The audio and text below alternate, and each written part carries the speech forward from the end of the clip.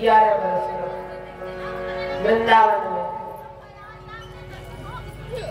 और मथुरा में 14 वर्ष भगवान रहे।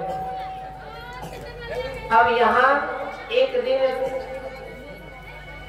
प्रभु सोचे हमें आगे का जीवन यापन करने के लिए कुछ सोचना पड़ेगा, तो भगवान लीला कर रहे हैं, तो दीक्षा लेने के लिए उज्जैन जाने की तैयारी की। उज्जैन जहाँ गुरु संदीपनी का आश्रम था, भगवान उज्जैन गए, वहाँ मुंडन करवाए। मुंडन कराने के बाद कुछ समय तक भिक्षा मांगते रहे। दीक्षा शिक्षा उनकी संपूर्ण हुई, सफल हुई। भगवान कम समय में 64 दिन में प्रभु ने 64 कलाएं सीखी, 64 विद्याएं सीखी, 16 कला 64 विद्याएं।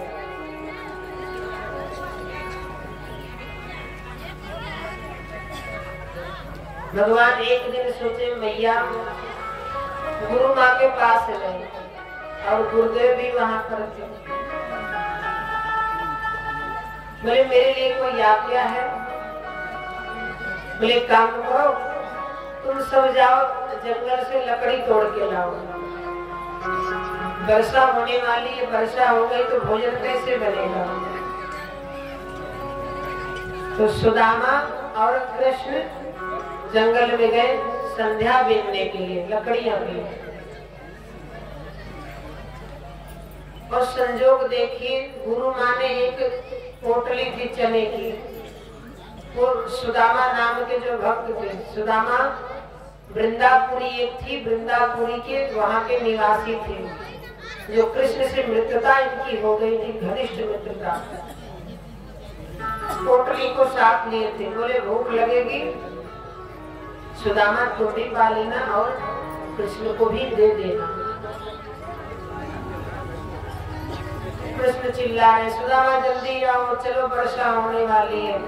जंगल में पहुंचे, जा करके सुदामा बोले कन्हैया तू पेड़ पर चढ़, तू लकड़ी तोड़ना, मैं बीनूंगा लकड़ी, बीन करके गठन बनाऊंगा।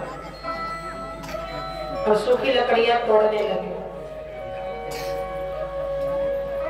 संध्या वनम यत्र तत्र विना तुमे माया कृष्णा लोक प्रिय वैकुंठ निवास।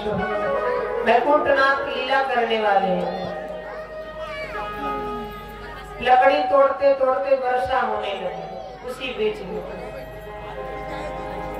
और जब वर्षा होने लगी तो सुदामा पेड़ के नीचे खड़े थे, ऊपर कृष्ण, नीचे सुदामा। अब ये धीरे से पोटली खोल करके चने को पाने लगे। ऐसे पा रहे हैं कि कोई जान भी न पाए, लेकिन आवाज तो पहुंच रही थी। तो कन्हैया कह रहे, अरे सुदामा क्या तुम कुछ खा रहे हो क्या? तो सुदामा ने कहा नहीं नहीं कुछ नहीं खा रहा हूँ। तो मुझे पता है बारिश हो रही है तो ठंड की वजह से मेरा दांत बाज रहे हैं। अच्छा हो सकता है। तो फिर लकड़ी तोड़ने लगे। अब लकड़ी पर ध्यान गया, इधर फिर चना मुंह में डाला, कुटर कुटर करने लगे। फिर भगवान बोले सुदामा कितनी ठंड लग रही है कि तारे दांत बाज रहे, हमारे दांत तो नहीं बाज रहे। बोले क्या करूं, अब तुम डबल हड्डी की हो, मैं 1.5 हड्डी वाला हूँ, तो तुमको कहाँ से ठंडा लगे?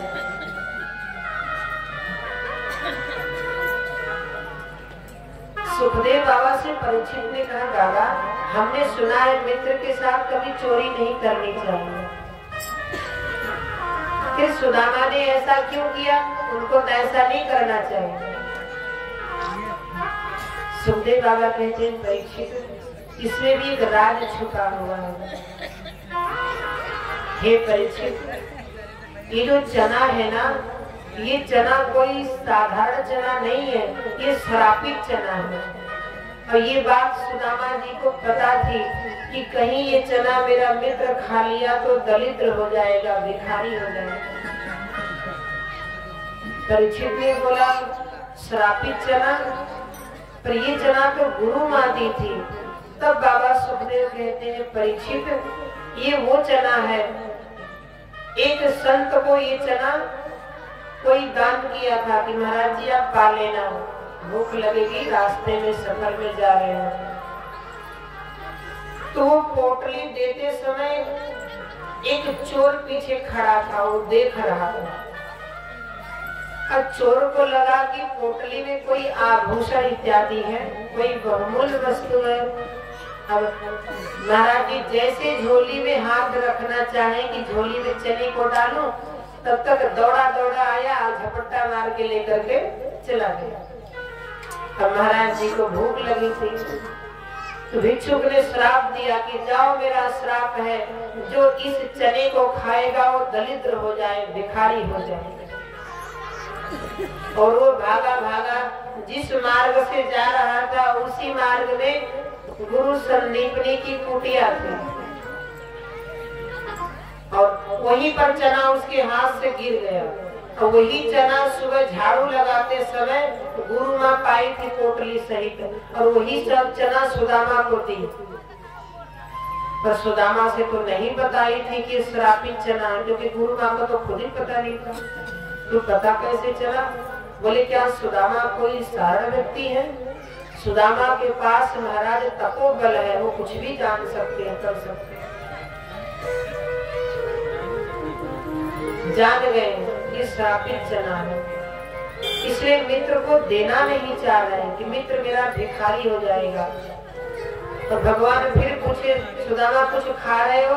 अरे नहीं प्रभु, कितनी बार बोलूं मेरा दांत बज रहा है। तब चोरी पकड़े, बोले मित्र सब चोरी करते हो, चना खा रहे हो तो बता देते कि मैं चना खा रहा हूँ, और इतनी तुझे भूख लगी है तो सारे चना खा लेते, कम से कम बता दिए होते। क्या करूं, भूख लगी थी प्रभु इसलिए खा लिया। बोले मित्र के साथ चोरी नहीं करना चाहिए, मित्र के साथ कपट नहीं करना चाहिए। लेकिन ये बात भगवान जान गए कि ये चना श्रापित चना। प्रभु अपने मन में सोचे कैसा मित्र है, ये जानता है कि चना श्रापित है, तो ये भी जानता है कि अगर ये चना मेरा मित्र खा लिया तो दलिद्र हो जाएगा, भिखारी हो जाएगा। इसलिए सारे चना की दरिद्रता सुदामा जी स्वयं अपने ऊपर ले लिए कि मैं भिखारी हो जाऊं, मैं दलिद्र हो जाऊं, पर मेरे मित्र पर कोई आँच न आए, कोई कठिनाई जीवन में न आए। भगवान मन में संकल्प लिए, हे मित्र समय आने पर मैं ये सारा ऋण एक साथ ही उतारूंगा, एक साथ उतारूंगा। जीव जीवन में तब तक ही भटकता है जब तक उचित समय उसके जीवन में न आ जाए। समय का बड़ा महत्व होता है महाराज, अगर समय सही नहीं है तो सारा किया कराया सब व्यर्थ हो जाता है। बातें और कर्म दोनों उत्तम समय है तो अपने जगह अच्छे से काम करेगी और कार्य आपका सफल हो जाएगा। और समय अगर खराब चल रही है तो आप कुछ भी करके देख लो, पर काम बनने वाला नहीं है। बोले कन्हैया लाल की। वापस आए। अब भगवान आदेश दिए, मैया मैं चाहता हूँ कि मथुरा चला जाऊं, तो मांगे गुरु दक्षिणा में क्या चाहिए। इतना सुनते ही गुरु माँ रोने लगी, बोली बेटा तू क्या दे सकता है, तू कह दिया इतना ही बहुत है। भगवान कहते मैया जब मैं कह दिया हूँ तो कह दिया हूँ, मांगो जो मांगना हो, मेरे सामर्थ्य में रहेगा तो मैं अवश्य दूंगा आपको। तब गुरु माँ ने कहा, हे कृष्ण मेरा एक बेटा था पुनर्दत्त, एक बार स्नान करने गया था गंगा और लहर आई, उसको लेकर के चली गई, तब से उसका कोई अता पता नहीं। तो अगर तुम कुछ देना चाहते हो तो जाओ, जहाँ भी मेरा बेटा है उसको ढूंढ करके लाओ मेरे पास, जिस हाल में हो जैसे हो। भगवान बोले इतनी सी बात है। मैया बोली उसको गुम हुए हिराए बहुत दिन हो गया, तुम कह रहे हो कितनी सी बात है, जाओ लेके। ठाकुर जी निकले बलराम जी के साथ, समुद्र तट पर गए, चारों तरफ ढूंढ डाले पर कहीं पता नहीं चला। समुद्र देवता को बुलाए, हे समुद्र देव बताओ क्या आपके जल में कोई बालक है? बोले महाराज हमें तो नहीं पता, पर एक शंखासुर नाम का दैत्य रहता है, हो सकता वो खा गया हो, आप खुद ही पूछ लो। भगवान प्रविष्ट हुए चक्र लेकर के और शंखासुर शंख में सो रहा था। आवाज लगाए, बाहर आया, कौन है निद्रा से जगाया? ठाकुर जी कहते हम हैं, क्या चाहिए हमसे? बोले ये बताओ कि तुमने पूर्व में कुछ समय पहले किसी मनुष्य को खाया था? बोले इतने दिन से भूखा हूँ, किसी को नहीं खाया था, पर आज मौका मिल गया तुझे खाने का। अच्छा तो आओ खा लो। इतना कह के भगवान चक्र को धारण किए और ये पता करने के लिए कि खाया है कि नहीं, उसका पूरा शरीर ही चीर डाले और शंख को उठा लिए। ये शंख पंचमुखी शंख है, यही शंख है जो भगवान अर्जुन को विजय दिलाने के लिए कुरुक्षेत्र में बजाते थे और उसका नाम विजनाश शंख पड़ा कि जहाँ भी ये शंख बजेगी वहाँ जय ही होगी, पराजय कभी नहीं हो सकती। अब शंख को लेकर के चले गए यमपुरी में। यमदूतों ने मार्ग रोका, कौन तुम दोनों? पता है यमपुरी में जीवित शरीर कोई नहीं आ सकता, परिचय दो अपना। ठाकुर जी कहते हैं परिचय बाद में दूंगा, पहले जाओ अपने मालिक को भेजो। कहाँ है? बोले एक तो जीवित शरीर आया है और दूसरे कह रहा है कि मालिक को भेजो, बताओ ना तुम्हारा बंद कर देंगे। इतना कहते तब तक शंख भगवान फूके और पूरा यमलोक ही हिलने लगा, डगमगाने लगा। वहां से वज्र को छोड़े। यमराज ने कहा जो भी राक्षस दैत्य आया हो जाओ उसका वध कर दो। वज्र आया यमपास और प्रभु को प्रणाम करके वापस चला गया। तब यमराज ने सोचा कि मेरा वज्र वापस आ गया, इसका मतलब कि कोई और आया है, मुझे स्वयं चल के देखना चाहिए। जब स्वयं चल करके गए यमराज तो देख रहे हैं कि दोनों बालक के अंदर शेषनाग और नारायण का दर्शन हो रहा है। बोले नारायण भगवान की जय। हे प्रभु आप आने का कष्ट क्यों किए? अगर कोई आवश्यकता थी तो सूचना दिए होते, मैं स्वयं आपके यहाँ चला आता। क्या क्या है ना?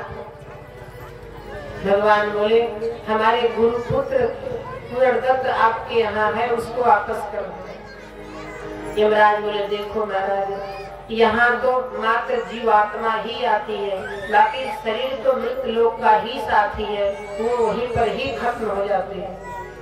मैं आपको उनकी जीवात्मा दे सकता हूँ, शरीर बनाने का सामर्थ्य नहीं है। ठीक है तो जीवात्मा वापस की और भगवान संकल्प करके शरीर तैयार करके प्राण को प्रवेश करा दिए और ले करके गुरु माँ के पास पहुँचे। और गुरु माँ ने देखा बेटे को हृदय से लगा लिया और हृदय से लगा करके बहुत रोई। माँ तू कहाँ चला गया था, तू कहाँ था? हाथ जोड़ के गुरु माँ खड़ी हो गई, तू मेरे लिए मेरा शिष्य नहीं है, मेरे लिए भगवान है, क्योंकि इतना समय हो गया मेरे बेटे को गुम हुए और आप एक ही दिन में ला दिए। गुरु माँ आप मांगो और मैं ना करूं, ऐसा हो नहीं सकता। अब वहाँ से आदेश लेके भगवान पुनः मथुरा पधारे हैं। एक संगीत का आनंद लेंगे। अब चलेंगे हम द्वारिका की तरफ, क्योंकि आज भगवान का विवाह महोत्सव।